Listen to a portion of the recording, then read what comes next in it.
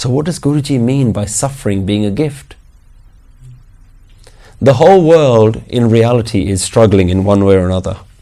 Everyone is suffering. Guruji says, Nanak dukhiya sab sansar. Nanak says the whole world is dukhi. Nanak dukhiya sab sansar. Everyone in the world is dukhi. In one way or another, everyone is struggling. But here Nanak is saying, "E bhi daat teri daatar."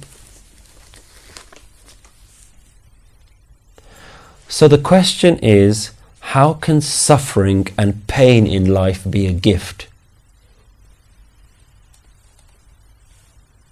How can we turn hardship, struggles in life into a positive? Let's take this line. Kitya duk puk sad mar.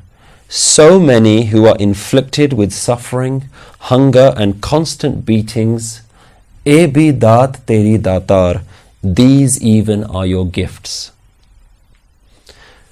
Let's look at what's happening in the world today. So many humanitarian crises. Who amongst those victims would say that they're being blessed? So many people being beaten, being tortured, starving, their families being killed. Who amongst them will say that this is a gift? How can suffering be a blessing? So Guruji here is describing a situation of severe struggle in life, pain in life, desperation.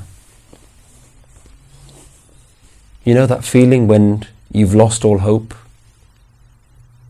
Of absolute just being completely lost, run out of options, nowhere else to turn to. When all options have been explored, when you've gone down every avenue in life, when all the roads have been travelled, when you've approached everyone that you can approach, and when everyone who should have helped you, who could have helped you, has turned their backs on you, then who do you turn to? Where do you go? At this point, even the most staunch atheist might turn around and just put his hands up to the universe and say, if there is a God, now I need you.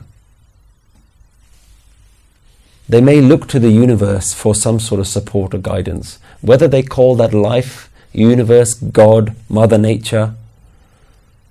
At some point, a person may just turn around and say, I don't know what to do anymore in life.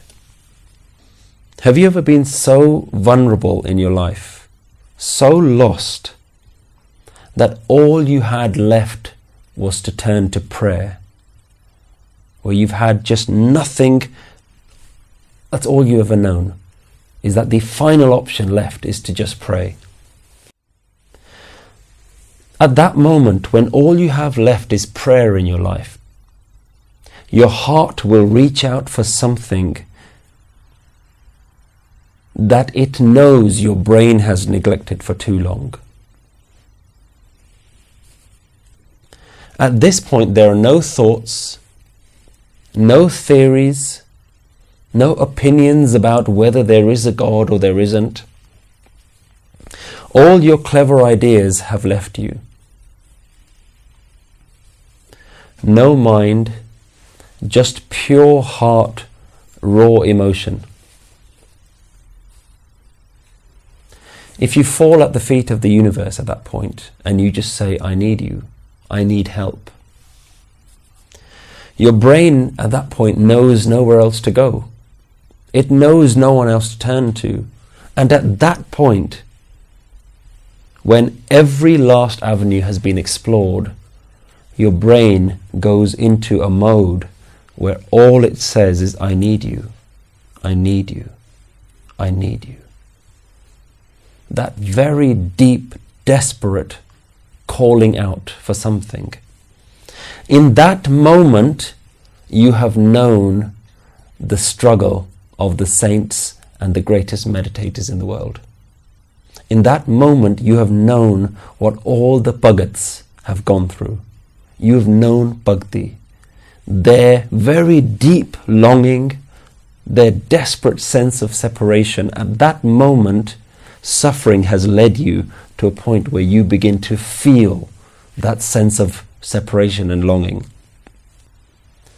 When you've gone so deep into prayer, when you've gone so deep into that desperate state of longing, when you find that connection with just something, that holding on to something that your heart has been crying out for, then you will realize that no other worldly possession, no other material distraction, no other physical relationship can fill that void which at that moment your heart is crying out for.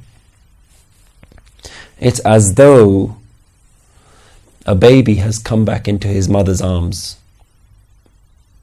As though the moment when the baby finally gets back to his mother and drinks his mother's milk, at that point you have gone home.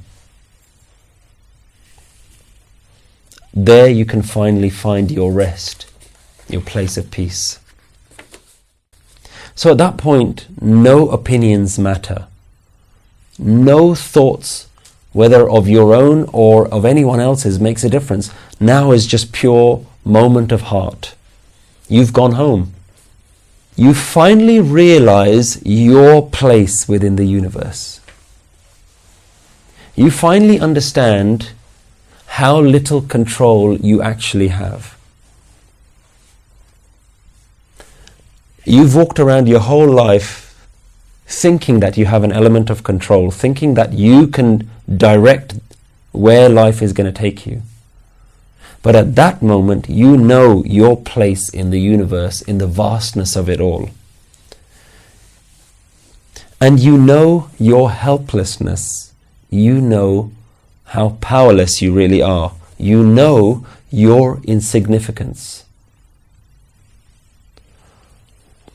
And finally, you've gained an understanding that there is something else that's in control here that I just have to reach out to. That one controller, that one that gives, the one that is all powerful, the life giver. Now you know. You may not be able to feel it, but you know your insignificance, and by your insignificance you know that you have no control. Something else is in control. And at that point, where you used to focus on your pain and your suffering and your loss, at that point there can be a switch where you no longer focus on your own personal loss. When you reach so deep into your own insignificance and you realize the greatness of this vast universe, you will realize that your insignificance is what has clouded you all along. Where you focused on your loss, now you focus on what you've gained. From loss and personal struggle, it moves into gain. You've now gained the support of the universe. You've now gained an understanding that there is something else out there, something so valuable. And if this is where you're struggling and your suffering takes you, that is divine grace.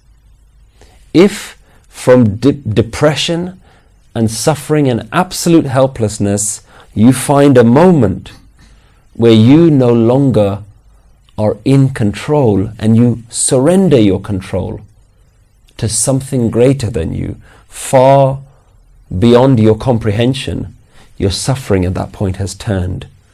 You've now gained the support of something. That is divine grace.